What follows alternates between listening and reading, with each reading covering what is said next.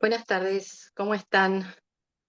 Disculpen la demora en el inicio, tuve yo unos problemitas tecnológicos, esto puede pasar. Les doy una cordial bienvenida, gracias por estar, gracias por esperar. La verdad que impresionante la convocatoria, tanta gente, qué bueno terminar así el año. Me acompaña Joana Faliero, ella va a estar dictando el curso de hoy, que tiene 3 encuentros, ciclo de ciberinteligencia y ciberdelitos, segunda parte. La primera clase, que es la de hoy, vamos a estar viendo agentes encubiertos y reveladores digitales, resolución 828 del año 2025 del Ministerio de Seguridad Nacional, análisis de su protocolo y observaciones legales. Próximo lunes vamos a estar viendo las nuevas facultades de la Policía Federal Argentina, decreto 383 de este año, el abordaje de la investigación en materia de ciberdelitos. Y por último, el tercer y último lunes, vamos a ver ciberinteligencia y ciberresiliencia, consultoría y asesoría jurídica en materia preventiva y precautoria. Esperen que tengo que seguir admitiendo gente. Eh, bueno, como ustedes saben, a los que han hecho ya cursos con nosotros, se ingresa por el mismo link y por, la misma hora siempre, así que recuerden. No quiero robar mucho tiempo de esta presentación porque por mi culpa ya estamos 10 minutos más tarde, así que les voy a compartir en cuanto pueda eh, el currículum completo de la doctora, que es bastante impresionante y extenso. Entonces, para ya darle lugar al inicio de la charla, Joana, ¿estás por ahí? Bienvenida. Exacto. Acá Arrancamos estamos. entonces. Bueno, ¿Cómo estás, Irene? Muchísimas gracias, como siempre, por el espacio de Microjuris Argentina para compartir con ustedes este segundo ciclo, porque hemos hecho ya un ciclo previo que pueden encontrar en materia de ciberinteligencia y de ciberdelitos en el repositorio de doctrina digital de Microjuris Argentina. Y en el día de la fecha vamos a hacer el segundo ciclo con las novedades, obviamente, que nos ha traído el presente año. Así que bueno, sin más, comenzamos, allí como siempre tienen y disponen en redes sociales, allí en el chat, para también obviamente seguir en contacto y al tanto de las novedades de los próximos encuentros que les comentaba Irene. Así que bueno, comenzamos sin más la charla del día de la fecha, y particularmente vamos a estar trabajando hoy sobre un objeto de estudio, el tema de los agentes encubiertos y reveladores digitales, sobre y al respecto de esta resolución 828 del presente año, del 2025, el análisis obviamente del protocolo y aquellas observaciones legales que naturalmente merece esta temática. Así que bueno, simplemente no a modo introductorio repasar algunas cuestiones que naturalmente nosotros hemos abordado en encuentros previos en esta materia, particularmente lo que es la dimensión del ciberespacio como nuevo, obviamente, dominio a los efectos de cuestiones de investigación, particularmente la fusión entre lo que es las tecnologías llamadas, ¿no?, tecnologías de la información y la comunicación, todo lo que es el tema de las redes, los sistemas de información y las infraestructuras que en términos tecnológicos conectan todos estos dominios. Y lo que sabemos en términos generales es que el ciberespacio, como objeto de análisis en relación a todo lo que hemos trabajado sobre cuestiones relacionadas a amenazas, ciberconflictos y demás, está claro que es un nuevo escenario muy, muy vigente en materia de amenazas, de vulnerabilidades y de nuevas debilidades de orden estructural y jurídico que nosotros tenemos que empezar a trabajar. Y es allí donde se mete la temática de la ciberinteligencia, que fusiona una suerte de concepto híbrido en lo que respecta al abordaje en materia de seguridad, de ciberseguridad y de inteligencia en un contexto actual de amenazas que son absolutamente avanzadas y persistentes. Y de allí la necesidad que venimos apuntando hace rato, porque esto lo hemos compartido en relación a la necesidad que tenemos también de tener, del mismo modo que tenemos estrategias nacionales en materia de ciberseguridad, el tener una estrategia clara, un rumbo apropiado en materia de ciberinteligencia a nivel nacional. ¿Por qué? Porque tenemos esta necesidad de dar nuevas respuestas y nuevas estrategias en lo que respecta a la ciberseguridad para cosas muy complejas en la actualidad, como lo son la detección, la prevención, la defensa, el análisis, la investigación de las ciberamenazas. Entonces, la ciberinteligencia es un concepto que desde la perspectiva de lo jurídico, frente a obviamente estas cuestiones que para nosotros suscitan a veces matices y grises en lo conceptual, está claro que necesitamos un concepto en lo que es este objeto de estudio, ¿no? Entonces, la ciberinteligencia en términos generales ha sido definido como la adquisición, el análisis de información para identificar, rastrear y predecir las capacidades, intenciones y actividades cibernéticas que apoya la toma de decisiones. Está claro que nosotros necesitamos hacer ciberinteligencia a los efectos de tener mejores capacidades decisionales en el ámbito del ciberespacio. Es la inteligencia justamente aplicada a este nuevo dominio. Lo que nos exige una tarea que no es menor y no es poco compleja, que es la de adaptar los procesos del ciclo de inteligencia a la ciberinteligencia, es decir, los procesos tradicionales que se conocen en las áreas de inteligencia de recolección, de validación y de elaboración de inteligencia aplicado a este nuevo entorno. Entonces, allí es cuando nosotros acuñamos y volvemos, ¿no? Un poco sobre nuestros pasos en algo que hemos charlado en encuentros previos, que va de suyo, preguntaban así en el chat, ¿dónde encuentran este material? En el repositorio de doctrina digital de la editorial Microjuris Argentina. Hay un concepto que nosotros tenemos que trabajar a nivel local, que no ha sido carente, obviamente, de conflictividad desde esta perspectiva teórica, que es la creación de ese nuevo concepto y neologismo, podría decirse, de lo que es la realización de tareas de ciberpatrullaje y el ciberpatrullaje como objeto, ¿no? ¿A qué nos referimos por ciberpatrullaje? Habitualmente se refiere, ¿no?, por este término a una técnica de investigación que se utiliza habitualmente para la presunta detección, ¿no?, de delincuentes, de organizaciones que cometen diversos tipos, obviamente, de ciberdelitos en diversos ámbitos, particularmente en lo que nosotros conocemos como fuentes digitales abiertas, las redes sociales, ¿no?, Internet en general, y después, particularmente dentro de lo que es el tema de Internet, esa Internet no superficial o no indexada de la forma tradicional doméstica a la cual accede la mayoría de las personas sin conocimientos técnicos. Nos estamos refiriendo a un tema que le gusta hablar mucho, ¿no?, a la gente que realiza cuestiones en materia de ciberdelitos, que es el tema de la Deep y la Dark Web, sobre la cual existe mucho, obviamente, mucho misticismo y muchos conceptos cuasi paracientíficos, ¿no?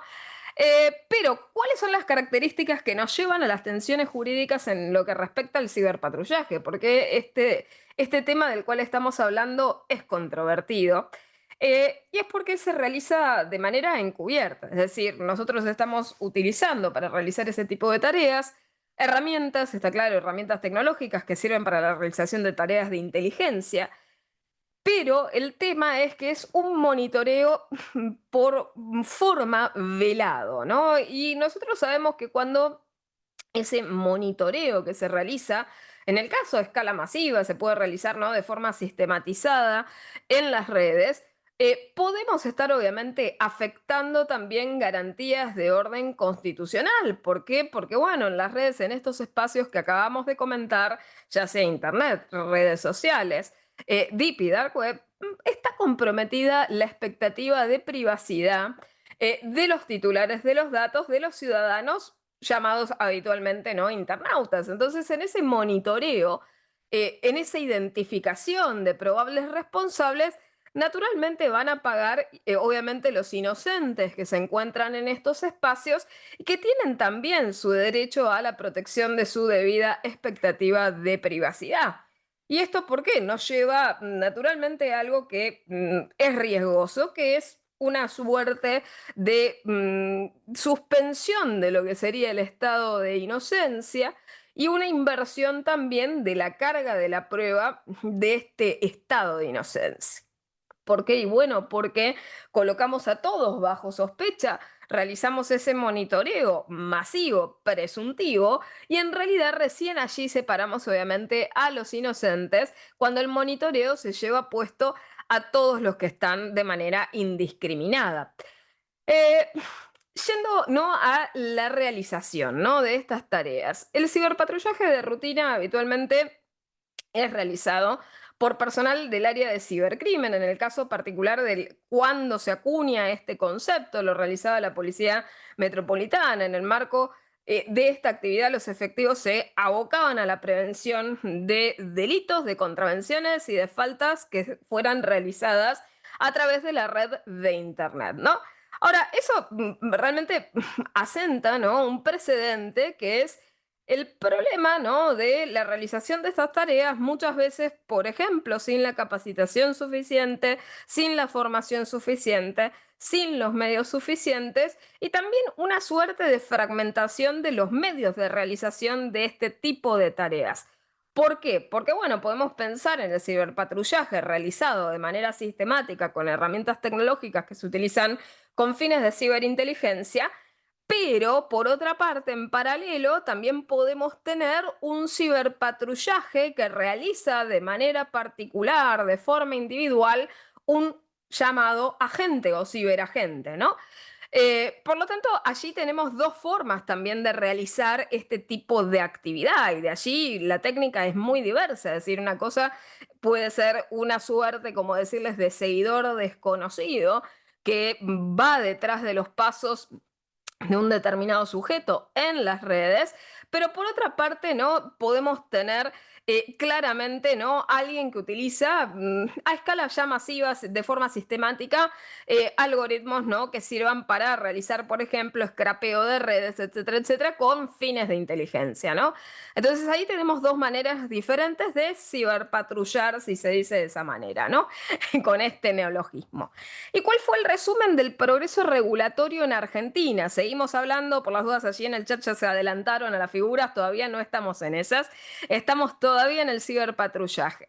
En el resumen del progreso regulatorio en Argentina, nosotros tuvimos un hito, ¿sí? Arrancamos en diciembre de 2017 con la introducción del término de ciberpatrullaje y de la utilización de esta técnica para la detección específicamente, ¿no?, de grupos que operasen, ¿no?, en redes, ¿sí? Así justamente, Alejandro, estoy respondiendo a este punto. Diciembre de 2017 en la cronología. Y luego nosotros empezamos ya a formalizar el tema del ciberpatrullaje allá por 2018 con la resolución 31 del 26 de julio de 2018 que instruyó a las áreas de investigación de ciberdelitos de las fuerzas de seguridad federales a intervenir en una serie de delitos con la utilización de esta técnica en particular, ¿sí? Nosotros de vuelta recurrimos, como decirles de esta manera, a ese neologismo de lo que es el ciberpatrullaje como esa forma coloquial de referirnos a la búsqueda de información en fuentes digitales abiertas y públicas que están relacionadas al ciberespacio. ¿Sí? Resolución, repito, 31 del 26 de julio de 2018. Y esto no se ha quedado allí y por eso también ustedes deben comprender que esta cuestión de la hipervigilancia a nivel estatal no tiene, o sea, hay que separarlo de la cuestión, como decirles, del signo político, porque no tiene que ver justamente con esto, la ciberinteligencia hoy en día, como tarea y como método, obviamente, y como herramienta al auxilio de la ciberseguridad y de la ciberdefensa, forma justamente parte integrante de las agendas digitales de todos los estados, por lo tanto tienen que justamente, ¿no?, separarlo y escindirlo del plano, como decirles, de lo político, ¿no? Entonces pasamos a lo que tuvimos luego, justamente, ¿no? En el marco, ¿no?, de la pandemia, porque esto no se suspendió. Y pasamos de esta resolución que les había comentado, del 2018, que también fue controversial porque la misma no había sido publicada en el boletín oficial, cuando se interviene la Agencia Federal de Inteligencia, como decirles, se abre todo un escándalo detrás de el descubrimiento específico de su texto y luego de ello la misma, ¿no?, deja de estar en vigencia. pero no se detiene la realización de este tipo de tareas. ¿Y qué es lo que sucede? Arranca la pandemia y con la pandemia una gran excusa, la excusa de esta cuestión de la digitalización forzada y de habernos volcado al espacio cibernético a todos aquellos que tal vez no estaban familiarizados con el mismo. Y a partir de ello se específicamente normativiza la resolución 144 del 2020 del Ministerio de Seguridad, con ese correlato que también tuvimos accidentado en pandemia, que yo no sé si ustedes recordarán, de la entonces ministra de Seguridad de su momento, señalando que se iban a utilizar herramientas a los efectos de la medición del humor social. ¿Sí? Ahí tuvimos un hito que obviamente fue, como les decía, bastante complejo a la luz de qué, y bueno, de que la medición del humor social no es un objeto que deba perseguirse particularmente porque el humor social responde a la libertad de pensamiento, a la libertad de expresión, a la libre circulación de las ideas, a la prohibición de la censura previa, entre otras cuestiones, ¿no? Y a la conformación de nuestros valores republicanos y democráticos. Por lo tanto, no es objeto justamente, ¿no?, del ciberpatrullaje, la medición del humor social, sino la persecución de la delincuencia o de la ciberdelincuencia, ¿no? Y es así como esta resolución que les comentaba, la 144 del 2020 del entonces Ministerio de Seguridad, ¿qué es lo que regula? Establece el protocolo general para la prevención policial del delito con el uso de fuentes digitales abiertas. Más de lo mismo, enunciado o expresado de otra manera, más pomposa y tal vez socialmente más aceptable, ¿no? Y su utilización fue generalizada por diversas fuerzas, por diversos organismos. ¿Para qué? Para la investigación de delitos y de ciberdelitos, como les comentase, y particularmente, obviamente, como medio probatorio a la luz de qué. Y bueno, nosotros como país sabrán ustedes que hemos adherido al Convenio de Lucha contra la Ciberdelincuencia, también conocido como Convenio de Budapest. A través de ese compromiso internacional, nuestro país obviamente asume determinadas responsabilidades y también cuestiones relativas a la cooperación a nivel internacional para la lucha internacional contra la ciberdelincuencia. Y es allí que se plasma esta necesidad de establecer principios, criterios y directrices generales detrás de la realización de estas tareas, que ya no llamamos ciberpatrullaje, sino prevención policial del delito con uso de fuentes digitales abiertas. Dicho de una manera o dicho de la otra, lo que estamos haciendo es hablar de algo muy claro, que es la investigación, la realización de tareas de ciberinteligencia en fuentes abiertas y en redes sociales, lo que se conoce en la jerga como OSINT y SOCMINT. ¿Y qué es lo que establece esa resolución 144 que les estoy comentando del 2020? Había establecido principios de actuación y prohibiciones legales. Paradojalmente, participaron en el debate sobre el contenido plasmado en esta resolución muchos actores del sector del ONGismo, que se oponía firme y acérrimamente a la realización de tareas de ciberpatrullaje, donde se ve que a través de ese neologismo acuñado no le vieron exactamente el mismo peligro o trascendencia, lo que al menos también es curioso, es paradojal y es un cinismo normativo, ¿no? Pero bueno, se establecieron estos principios de actuación, prohibiciones legales, y luego, finalmente, cuando salimos de, ¿se acuerdan? El ASPO y el DISPO, a través de la resolución 720 del 2022, se deroga la entonces resolución 144 del 2020. Pero este progreso normativo no se, obviamente, resume allí, sino que lo retomamos particularmente en el año 2024, específicamente con la resolución 428, donde se establecieron esta cuestión de la realización de actos investigativos en el ámbito del ciberespacio y la delimitación de esa parte del ciberespacio que sí puede ser abordada por la realización de estas acciones. sitios de acceso público, especialmente redes sociales de cualquier índole, fuentes, bases de datos públicos y abiertas, páginas de Internet, dark web y espacios de relevancia de acceso público y bajo parámetros respetuosos de nuestra ley de protección de datos personales 25326 que hemos abordado también en numerosos ciclos aquí en Microjuris Argentina, ¿sí? Así que bueno, simplemente para que ustedes también sepan que en ese repositorio cuentan con sendos ciclos en materia de lo que estamos conversando, particularmente en protección de datos personales, limitantes en relación a este derecho, a la preservación de este derecho. ¿Quiénes tienen capacidad de realizar estas tareas de patrullaje? Bueno, está claro, fuerzas policiales, fuerzas de seguridad federales que tienen que adecuar sus conductas a las pautas establecidas en esta resolución que les estoy comentando, que es la 428 del 2024. Y es así como pasamos primero a trabajar con el concepto de agente encubierto, ¿sí? ¿Qué son los agentes encubiertos? Hablamos de agente encubierto al respecto de un oficial de seguridad que lo que hace es ocultar su identidad para poder infiltrar organizaciones criminales y reunir pruebas sobre delitos complejos como puede ser el caso tan conocido del narcotráfico o del crimen organizado.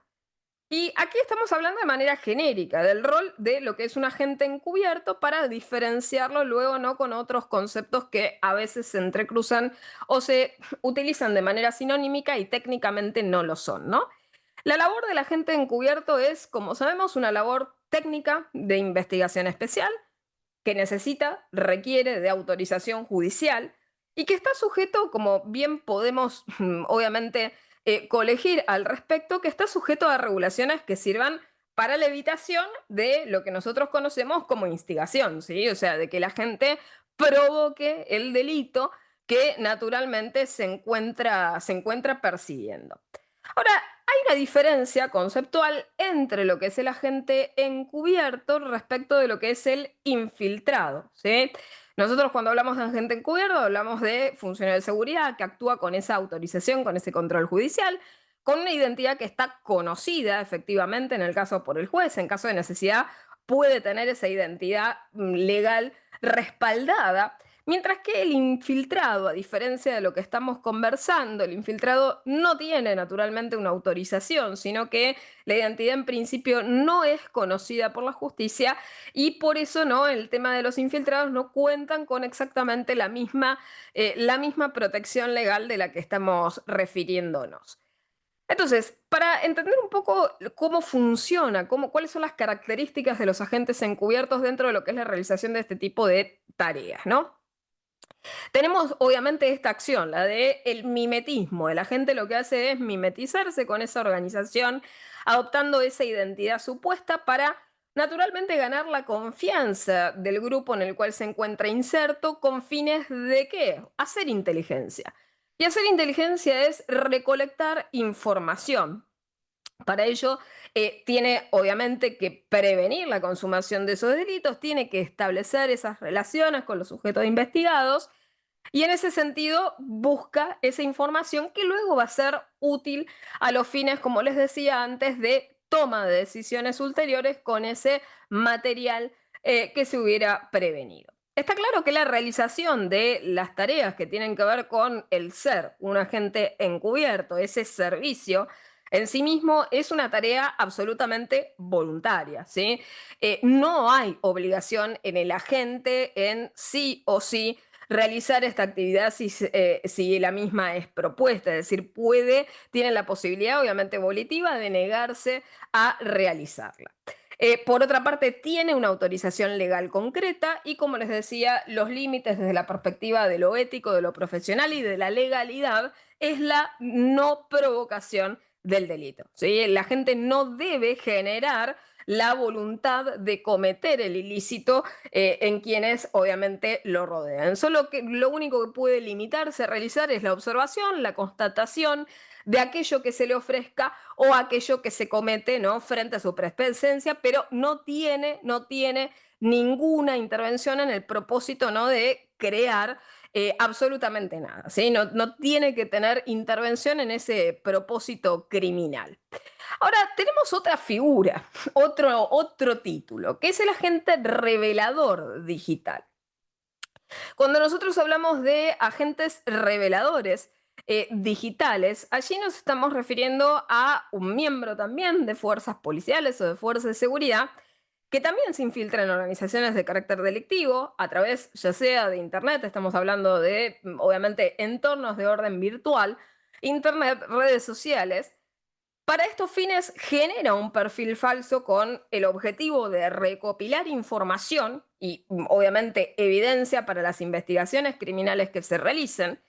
Y es una figura que también ha sido obviamente diseñada para la investigación de delitos de carácter complejo.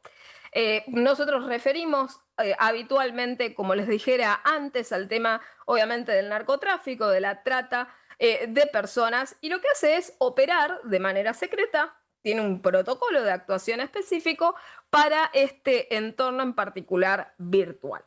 La agente revelador digital también tiene ciertas funciones, ciertas características, y después vamos a empezar a ver un poquito las sutiles diferencias entre uno y otro rol, ¿no?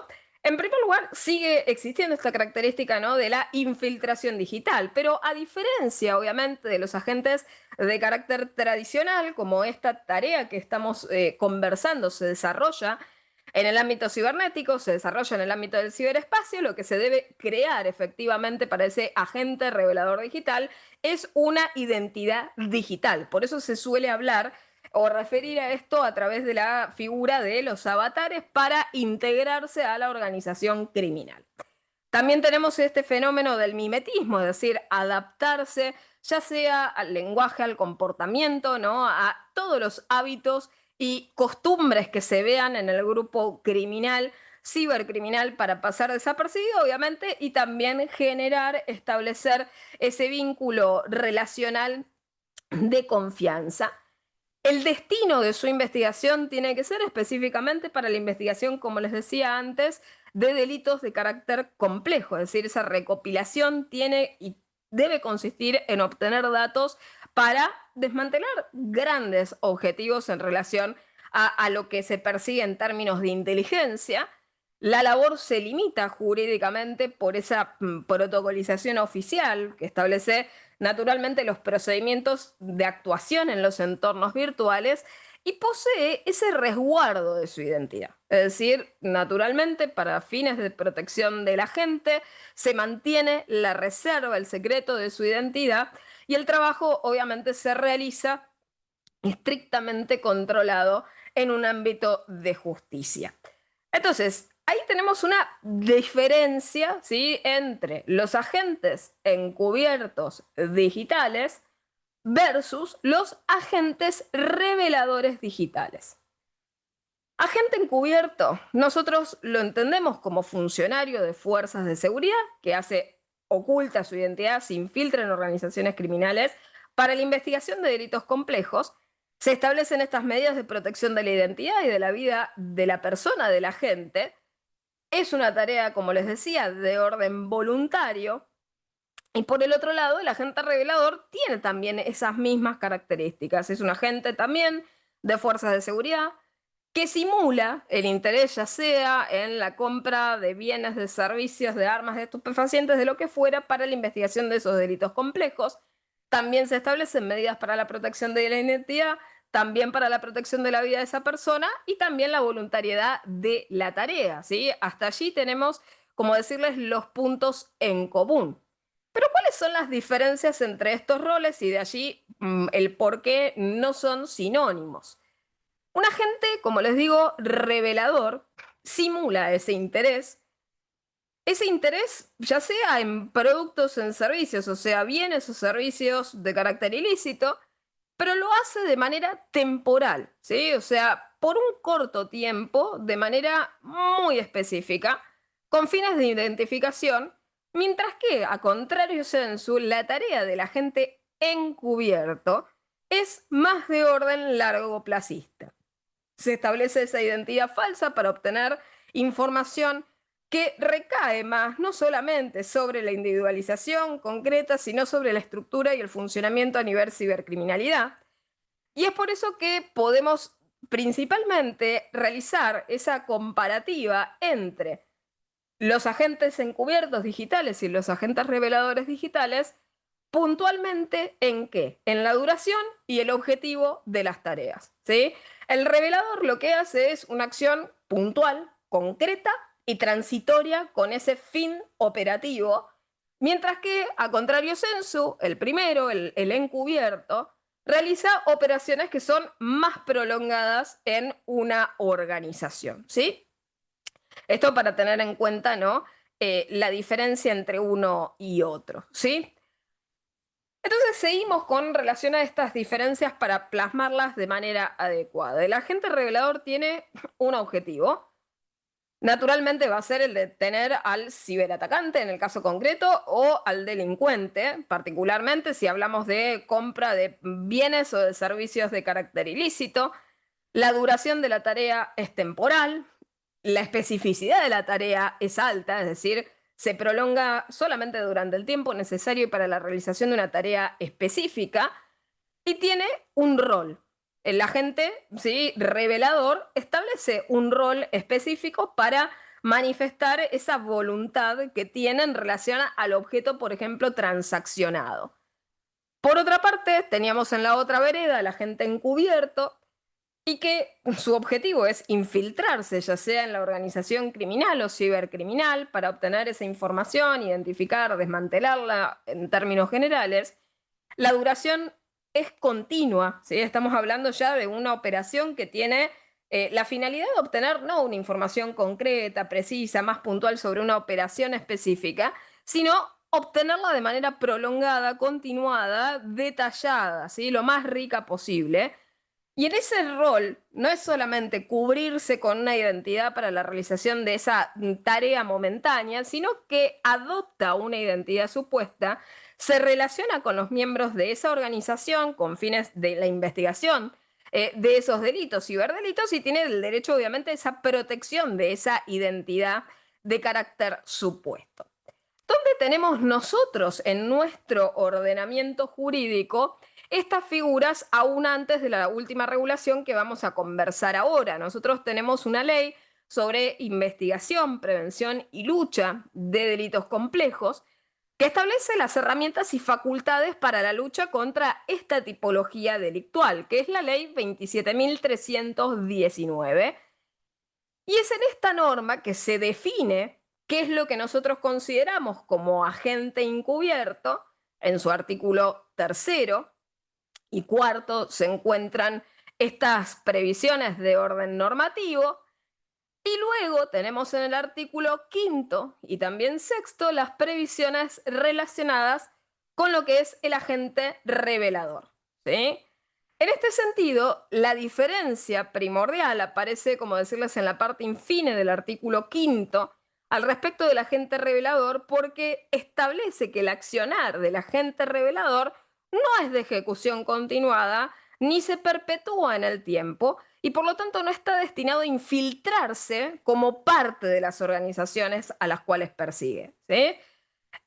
Por lo tanto, ahí ya tenemos, ¿no?, esa primera diferenciación de orden conceptual que les venía apuntando en cuanto al rol. Ahora bien, también esta regulación de la ley 27.319 en materia, ¿no?, de lucha contra delitos complejos también establece disposiciones comunes a ambas figuras, tanto a los agentes encubiertos y a los agentes reveladores. Y en este sentido está, primero, el objeto de lo que investigan. La información tiene que ser puesta a disposición de manera inmediata para el conocimiento del juez y del representante del Ministerio Público Fiscal interviniente. Son convocados a juicio únicamente cuando sea imprescindible su testimonio. Y esto está claro porque también pensemos que en la realización de estas tareas hay un tema de seguridad concreto, de seguridad física concreto de los agentes involucrados. Y en el caso de que la declaración significara efectivamente un riesgo para la integridad, ya sea del mismo agente o de otras personas, en el caso se van a emplear todos los recursos técnicos disponibles para proteger debida y adecuadamente la integridad de la gente. Por otra parte, también tenemos aquellas situaciones limítrofes en la ejecución, ya sea de tareas del agente encubierto o del agente revelador, que en la situación de la actuación encomendada, tal vez él mismo se vea compelido a incurrir en un delito. Está claro que nosotros ya habíamos dicho previamente esta cuestión de que no puede ser instigador. Está claro, pero si estando dentro de la ejecución, obviamente, de las tareas y misiones que tiene, se ve compelido, obligado, coaccionado a incurrir en un delito, no será punible por ese motivo. Obviamente esto será de interpretación estricta, de interpretación restrictiva, pero está claro que esa previsión hay que tenerla presente, ¿no? Eh, Naturalmente se debe proteger la confidencialidad, el carácter, ¿no?, de la confidencialidad de esta identidad al juez interviniente. Y por otra parte también la no obligatoriedad de la realización o de la ejecución de dichas tareas. Ya hemos dicho que tanto para ser agentes encubiertos o agentes reveladores no hay obligación, es decir, el agente tiene la potestad, la facultad de no aceptar ese tipo, ¿no?, de cargo, ese tipo de actuación, ¿no? Y está claro que frente tal vez a cualquier surgimiento de situaciones en las cuales peligre la seguridad de la gente, eh, se le va a dar opción, siguiendo este principio, ¿no?, de la autonomía de la voluntad que anteriormente ya les he mencionado, se le va a dar la opción al agente entre permanecer activo o, si no, pasar a retiro y además de todo ello, ¿no?, a que se le apliquen medidas específicas de protección. Y pasamos a lo que nosotros tenemos en la actualidad, que justamente es lo que nos convoca en el día de la fecha, la resolución 828 del presente año. Resolución 828 del 2025 del Ministerio de Seguridad de nuestro país, por el cual se aprobó el protocolo particular para la actuación de los agentes encubiertos y reveladores digitales. Eh, ¿Y qué es lo que establece esta resolución 828? Bueno, en primer lugar, su objetivo, como bien lo patentiza, la enunciación de su título es la regulación del uso de estas figuras, de los agentes encubiertos y de los reveladores digitales, para la investigación de delitos complejos. En cuanto al contenido, esta norma establece ese protocolo detallado que ahora veremos y que se establece en el anexo a la resolución de la cual estamos hablando para la designación y la actuación de este tipo de agentes. ¿Y a quiénes alcanza? Bueno, aplica en primer lugar a la Policía Federal Argentina, a la Gendarmería Nacional, a la Policía de Seguridad Aeroportuaria, a la Prefectura Naval Argentina y al Servicio Penitenciario Federal. ¿Sí? Ahora, ¿qué es lo que establece el anexo? Ahora vamos a concentrarnos en la protocolización de lo que dispone esta resolución 828, en el que se establece el protocolo para la designación y la actuación de agentes encubiertos digitales y agentes reveladores digitales. La cuestión es, primero, el ámbito de aplicación en relación a las tareas que se le encomienden a ellos. Primero, se regula en el artículo segundo la recepción del requerimiento y la propuesta en el caso de designación. Esa propuesta es analizada, esa propuesta es resuelta y en caso de ser rechazada, naturalmente se solicita una propuesta de un nuevo agente para cumplir con la tarea encomendada. Eh, en relación a los deberes que tiene el agente designado, esto está regulado en el artículo tercero de esta resolución en la parte del anexo, donde se establece esta cuestión de que la gente va a elegir los datos biográficos ficticios que va a adoptar para cumplir con esa misión. Tiene que elevar la nota natural de aceptación en el caso del cargo y la misma va a ser aceptada, ¿no?, en su caso. Y se establece, y acá estamos ya obviamente yendo hacia esas zonas que pueden ser y que pueden devenir peligrosas a la luz de las cosas que hubiéramos apuntado antes en relación al tema de la expectativa de privacidad, por ejemplo, de las personas que naturalmente van a enfrentarse o van a chocarse con las acciones de estos agentes. El artículo cuarto establece la seguridad de la identidad ficticia, es decir, una vez que se determina la identidad ficticia del agente, en el caso de encubierto digital, se establece, ¿no?, toda esta parafernalia de los datos biográficos escogidos para el agente. lo que hace es registrarse, ¿no? Se registra esta identidad y como lo dice y lo señala la norma, a través de un código, ¿no? Se registra a través de un código de seguridad único y esto se mantiene bajo custodia reservada, en el caso en caja de seguridad, con la nota de aceptación del cargo, ¿no? Por otra parte, también en relación a la documentación, es decir, el respaldo documental de la seguridad de la gente, ¿no? Entonces, ¿qué tenemos? La cuestión de la documentación. Una vez que se cumplen todos estos pasos precedentes que les estoy comentando, tenemos que respaldar esa identidad ficticia. ¿Y cómo debemos respaldarla? Bueno, tenemos que cargar en las bases de datos que correspondan los datos ficticios. Recordemos que los ciberdelincuentes, los ciberatacantes, obviamente, no son sonsos ni perezosos y también realizan sus propias tareas de inteligencia y de contrainteligencia. Por lo tanto, en el caso de la gente también tiene que estar resguardado de que si existe la averiguación de los antecedentes ficticios que se hubieran establecido para su biografía, ¿qué es lo que sucede? Tienen que encontrarlos en los sitios obviamente esperados y es por eso que también se insta a esa colaboración a través del Registro Nacional de las Personas. Está claro que este pseudo avatar tiene que existir fácticamente, ¿no? No solamente en la ficción, ¿no? Entonces así tenemos que tener toda esa documentación, ya sea física o digital, respaldatoria de esa identidad ficticia. Y por otra parte, ¿sí? En relación, sí, ahí justamente ¿no? en el chat mencionan aislar el contenido con esta cuestión de la guerra cognitiva. Está claro que la infósfera es un espacio muy difícil de controlar y también los ciberdelincuentes hoy en día tienen capacidades avanzadas para darse cuenta también del aging, de la información que se inyecta en el espacio de la infósfera. Esto es, si realmente esa identidad ficticia está bien o no está bien construida, ¿no? Y en el artículo sexto está la comunicación de la finalización del procedimiento. Existe un deber de resguardo de esa identidad ficticia que se enuncia en el artículo séptimo de esta regulación. Y por otra parte, el uso, ¿sí? El uso de esta identidad. Está claro que respecto de la identidad ficticia hay que guardar secreto sobre todos los datos, ¿no? del agente involucrado, sobre toda su participación en la investigación penal. Y además de todo esto, en cuanto a la utilización, esa utilización es exclusiva del agente que hubiese intervenido y que hubiera sido designado y solamente va a poder emplearla, ¿sí? Solamente va a poder ser empleada esta identidad en orden a la misión que judicialmente fuese encomendada a dicho agente.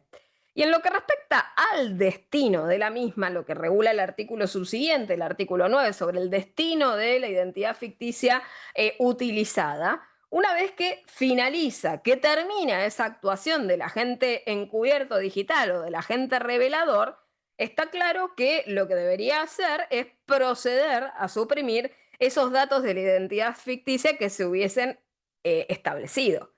Salvo que, está claro que también en ciertas investigaciones podría ser naturalmente necesario volver a utilizar, ¿sí? esa identidad. Entonces también podemos tener esa cuestión de la reutilización excepcional, en el caso por el agente encubierto digital o el agente revelador digital, que continúe utilizando esa identidad ficticia más allá de finalizada la tarea encomendada, siempre y cuando esto tenga el objetivo de resguardar esa seguridad personal o tal vez resulte imprescindible para una nueva investigación, que es esta cuestión de continuidad investigativa que les estaba señalando, ¿no? Y naturalmente hay una prohibición, como bien lo establece el artículo 10 general, de utilizar una identidad ficticia en otra investigación penal, salvo la excepción que establece en cuanto a la reutilización de la identidad ficticia cuando concurran diversas circunstancias. Quien la fuera a emplear fuera exactamente el mismo agente que ya lo utilizó, que no se hubiese revelado la naturaleza de carácter ficticio y que no se ponga en peligro, en el caso, la seguridad del agente designado, ¿sí? en esa nueva investigación.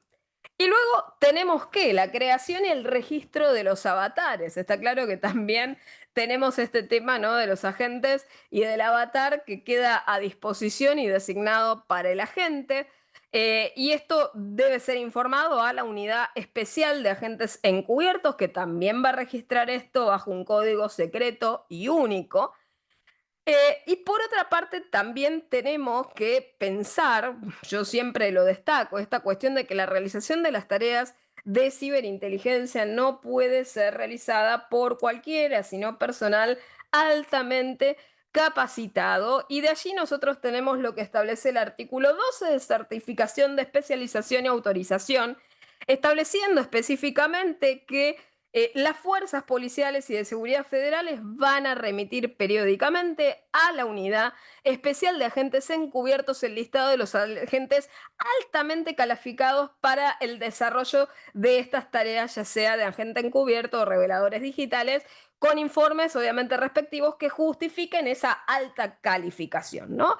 Esto es muy importante. ¿Por qué? Y bueno, porque la designación, el control, tiene que realizarse de manera adecuada. Está claro que no podemos tener agentes que no tengan formación o capacitación. Pero aquí ya también, obviamente, pongo, ¿no?, sobre la mesa esta cuestión de la comprobación de la idoneidad profesional específica, qué es lo que nos bastará a nosotros para corroborar esa idoneidad profesional específica para la realización de tareas tan particulares de ciberinteligencia como las que venimos señalando, ¿no?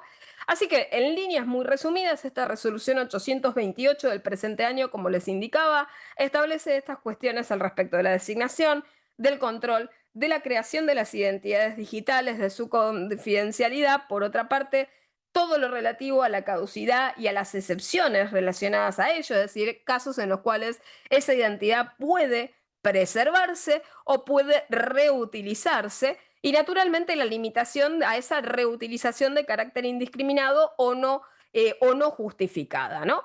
Y está claro que todo esto de lo cual estamos hablando, ¿no?, tiene un correlato con la sofisticación en términos de las ciberamenazas que hoy en día tenemos, y que no es la única norma que se ha dado en este tema, ¿sí? Tenemos normas anteriores y normas también coetáneas en el presente año que lo que realizan es complementar esto que venimos charlando, ¿no? Particularmente en cuanto a esa normativa complementaria, es menester mencionarles la resolución 829 del presente año, por lo cual se crea el Consejo Académico para la Formación y la Capacitación de los Agentes Encubiertos, dependiente de la unidad especial de la cual veníamos hablando previamente.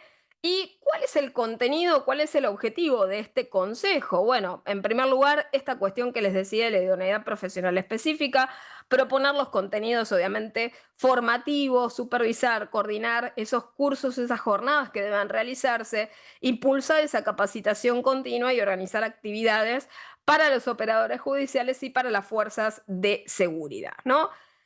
Y por otra parte, algo que también habíamos mencionado en el ciclo anterior, que también, como bien les decía, está en el repositorio de doctrina digital de esta editorial, Microjuris Argentina, que tienen la creación en el año pasado, a partir de la resolución 710 del 2024, de la creación de la unidad de inteligencia artificial aplicada a la seguridad, ¿no? Y ahí ya tenemos obviamente una cuestión que también nos resulta un correlato de lo que se venía hablando antes de ciberpatrullaje y la utilización de técnicas de inteligencia artificial a los efectos del monitoreo de las fuentes digitales abiertas, lo que nos lleva obviamente a la apertura de más interrogantes y más tensiones de orden jurídico, en consonancia con las que veníamos charlando de la expectativa de privacidad, el uso de algoritmos, la problemática del sesgo algorítmico, de la transparencia y de la falta de explicabilidad de estas técnicas y de la responsabilidad en su utilización, ¿no? Así que bueno, les queda obviamente pendientes el repaso de esa resolución 710, como les decía, del año 2024, que también es interesante porque establece estas funciones, ¿no?, de patrullaje de las redes, y naturalmente lo que puede ser peligroso en cuanto al análisis extensivo y absolutamente granular del contenido, ¿no?, de estas fuentes digitales abiertas en las cuales estamos todos, no solamente quienes son culpables, sino también todos los inocentes, todos los internautas y titulares de los datos y ciudadanos inocentes, ¿no? Entonces, simplemente, ¿no?, para cerrar e ir concluyendo el encuentro de hoy, volcarnos al análisis de los riesgos, ¿no?, que esto nos representa.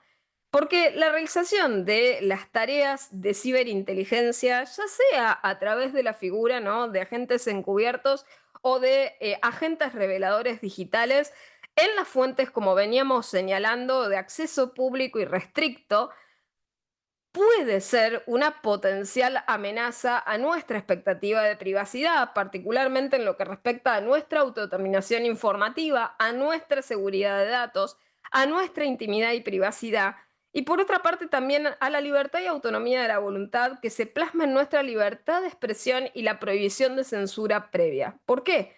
Y porque naturalmente la realización de este tipo de tareas y despliegue de este tipo de operaciones puede generar naturalmente discriminación y pérdida de derechos y peligros que está claro que se busca evitar a través de la generación, ¿no?, de estos consejos académicos y de esta formación continua, pero que redundan en la discrecionalidad de la utilización de ese material prevenido, de la inseguridad jurídica que nos puede generar el hecho de estar permanentemente monitoreados en estos espacios abiertos y las consecuencias jurídicas derivadas de la utilización desviada o maliciosa de esta información que se obtuviese a través de estas tareas y estas operaciones. No es una actividad, ¿no?, la ciberinteligencia, ni el caso también, ¿no?, de la intervención de agentes encubiertos y de reveladores digitales, no es algo que nosotros podamos detectar lúcidamente mientras ocurre. Es decir, en el caso de los agentes encubiertos digitales y los reveladores digitales, tenemos una suerte, como decirles, de amigos potenciales, seguidores potenciales, conocidos potenciales, que pueden ser totalmente fictos, es decir, todo lo que hablamos, ¿no?, sobre la identidad digital ficta respaldada de estos agentes puede empezar a interferir con la transparencia y el valor de verdad de la infósfera con quienes nosotros nos relacionamos, máxime cuando en las fuentes digitales abiertas y particularmente, más aún enfáticamente, en las redes sociales hay una vocación de relacionamiento. La gente en las redes sociales busca relacionarse con extraños.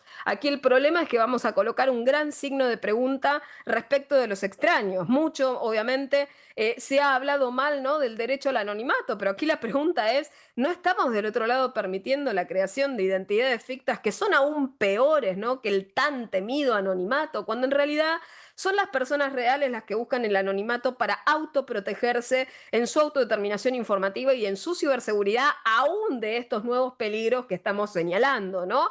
Entonces, no podemos, ¿no? No nos podemos defender contra estas realizaciones de tareas. No hay bilateralidad en el proceso, está claro que al no ser detectadas no tenemos capacidad de defensa y ahí rompe el equilibrio, ¿no?, y la bilateralidad en relación a lo que venimos hablando. Y por otra parte, bueno, hay algo muy claro, ¿no?, en relación, ¿no?, a las redes, ¿no?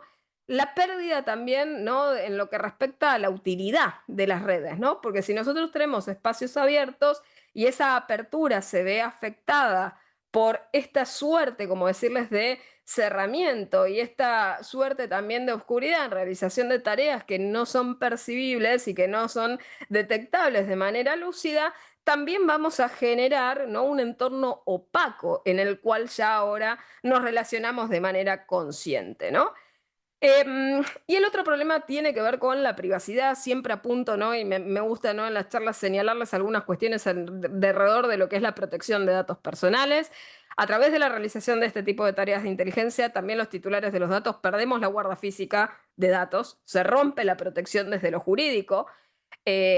Y realmente el realizar tareas de ciberinteligencia también tiene que realizarse de manera data compliant. Lo que habitualmente digo es, la ciberinteligencia también tiene que ser compatible y también tiene que cumplir con las previsiones de la 25326, con las provisiones que nosotros tenemos en materia de protección de datos personales y de sus principios protectorios. ¿Y cómo pueden entonces en estos contextos y con estas cuestiones de interferencia con identidades ficticias, los titulares, por ejemplo, ejercer sus derechos en relación a la protección de datos personales? Realmente no es claro cómo vamos a solucionar estas cuestiones, ¿no? Y es allí donde uno, simplemente para ir cerrando con algunas ideas, la ciberinteligencia, ya sea a través de la metodología o a través de los sujetos, ¿no? A través de los cuales se canalice esa metodología, esa herramienta y esa tarea, no puede arrasar legalmente con los derechos reconocidos y preexistentes, ya que en materia de derechos humanos tenemos no regresividad y tenemos progresividad. Y son derechos que bien sabemos todos los aquí presentes que están reconocidos en nuestros textos constitucionales, en nuestros tratados de derechos humanos, que han sido incorporados a nuestro ordenamiento normativo a partir de la reforma de la Constitución Nacional y que tienen igual jerarquía, ¿no?, a la Constitución en nuestro ordenamiento. Y que tenemos que prever también que la realización de cualquier tipo de estas tareas tiene que perseguir principios de razonabilidad, de proporcionalidad, de constitucionalidad que no podemos dejar de lado. Es decir, no podemos permitir que, por falta de conocimiento, siendo la actividad de inteligencia una actividad tan restrictiva, tan estricta, tan normativizada, no podemos permitir la laxitud en la realización de tareas de inteligencia sin capacitación debida comprobable, idoneidad profesional específica comprobable, porque está en juego la inversión de la carga de la prueba del principio o estado de inocencia. A mí siempre me gusta hablar de estado de inocencia porque no es un principio. Todos verdaderamente somos inocentes hasta que se pruebe lo contrario. Y este tema nos orienta a una de las otras caras que siempre señalo en torno, ¿no?, a la hipervigilancia, que es el tema de seguir introduciendo en nuestra sociedad mecanismos de punitivización y de estigmatización del derecho a la privacidad. ¿Por qué? Porque convertimos simbólicamente también lo anónimo, lo confidencial en algo riesgoso y empezamos a terminar exigiendo la sobreexposición de los titulares de los datos como una carga, cuando en realidad esto solamente debe depositarse sobre los actos públicos y sobre los funcionarios públicos, y no sobre los internautas titulares de los datos ciudadanos. Em, y naturalmente, para cerrar, ¿no?, en relación al tema de la necesidad de la formación tan estricta y celosamente resguardada de los agentes encubiertos y de los reveladores digitales, porque el engaño y la instigación limítrofe no puede ser parte de la práctica. Y en ciertos entornos esto no es necesariamente controlable o supervisable. Y esto va a tener un precio, que es generar una pérdida de confianza en términos generales de seguridad y de privacidad en el entorno cibernético en desmedro de todos. Y eso implica en un objeto tan importante en nuestros días para nuestro relacionamiento y también para nuestra vida, nuestra calidad de vida y para nuestros proyectos de vida, que es la utilidad social de Internet. Está claro, si nosotros pensamos, ¿para qué sirven estas redes? ¿Para qué sirven las fuentes digitales abiertas? ¿De qué servirán si nosotros no nos vamos a poder expresar o no nos vamos a poder relacionar libremente en ellas sin ser vigilados, sin ser cuestionados? La transparencia sobre estas acciones que se realizan en términos de ciberinteligencia y de estas operaciones puede nunca ser total. De ahí la necesidad de que se realice una ingeniería de los procesos de ciberinteligencia a la luz de los más altos especialistas en estas temáticas, porque está claro que no podemos permitir la no adaptación de estos procesos con un celoso rigor técnico. Así que simplemente es innegable que los agentes encubiertos digitales y agentes reveladores son figuras necesarias. Las necesitamos para la lucha contra la ciberdelincuencia compleja en los entornos cibernéticos, pero sin perjuicio de ello no tenemos que perder de vista que estos entornos no son solamente para los ciberdelincuentes, sino también para las personas y los ciudadanos con derechos. y que la hipervigilancia presenta riesgos ostensibles que son los que hemos apuntado en términos de privacidad, de libertad de expresión, de libertad de pensamiento, de libre circulación de las ideas y de, obviamente, la potencial posibilidad de la autocensura que pueda sufrir la ciudadanía y que en materia de perfilamiento esto nos coloca frente a la grave amenaza de un perfilamiento discrecional, discriminatorio y que puede ser potencialmente violatorio de derechos en materia de perfilamiento, como los que han sido reconocidos del derecho de no ser perfilado y de no ser objeto de toma de decisiones automatizadas. Por lo tanto, la utilidad de la realización de tareas de ciberinteligencia es necesaria para la ciberseguridad, pero siempre, siempre tenemos que propender a una capacitación y formación comprobable, profesional, específica, de alto impacto. ¿Por qué? Porque está en juego nuestros datos, la rendición de cuentas, la transparencia, la trazabilidad, el monitoreo y el control continuo en la realización de estas tareas, junto con una necesidad de evaluación ética y de responsabilidad continua. Por lo tanto, les agradezco muchísimo, muchísimo su asistencia en el día de la fecha. Hemos tenido muchísima gente conectada en el día de hoy. Así que desde ya los estaremos esperando en la próxima masterclass, que como bien les comentaba Irene, será el día lunes próximo, lunes 10 de noviembre a las 16 horas, con este mismo vínculo de Zoom. También saludo a los que nos han seguido a través de Facebook. Y vamos a estar charlando sobre las nuevas facultades de la Policía Federal Argentina, el decreto 383 del 2025, el abordaje de la investigación en materia de ciberdelitos. Así que bueno, sin más, muchísimas, muchísimas gracias. Irene, Juan Francisco, les doy la palabra.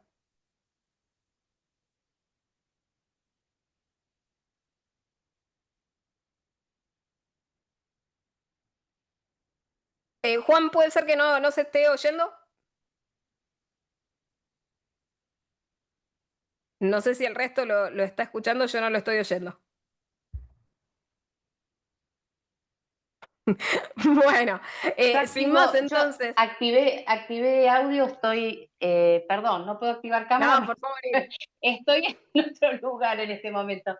Estuve siguiendo atentamente la charla, estuvo muy, muy interesante, es un tema apasionante. Muchísimas gracias, Joana, siempre por la calidez y por tus conocimientos que compartís generosamente en cada encuentro. Y como bien dijiste, nos vemos entonces el lunes próximo para esta segunda clase. Y bueno, y muchísimas gracias a todos los que se quedaron hasta el final. Vi varios alumnos de la UNE, así que hemos tenido también prácticamente una cátedra entera escuchando la clase, cosa que también me encanta porque, bueno, esa es la idea, ¿no? Poder difundir conocimientos. Muchísimas gracias, Joana, un beso grande, nos encontramos lunes que viene. Gracias a todos. Un beso grande, Irene, Juan Francisco, nos estaremos viendo la próxima. Un saludo grande a todos, que estén muy bien.